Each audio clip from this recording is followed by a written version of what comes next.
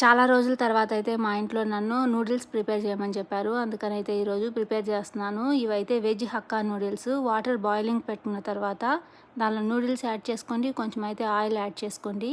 7-8 minutes బాగా boil చేసుకున్న తర్వాత కోల్డ్ వాటర్తో అయితే కడిగేసి పక్కన పెట్టేసుకోండి. కుకింగ్ ప్రాసెస్ అయితే స్టాప్ అయిపోతుంది. ఇప్పుడు స్టవ్ వెలిగించి ఇంకొక ప్యాన్ పెట్టుకొని కొంచెం ఆయిల్ యాడ్ చేసుకోండి.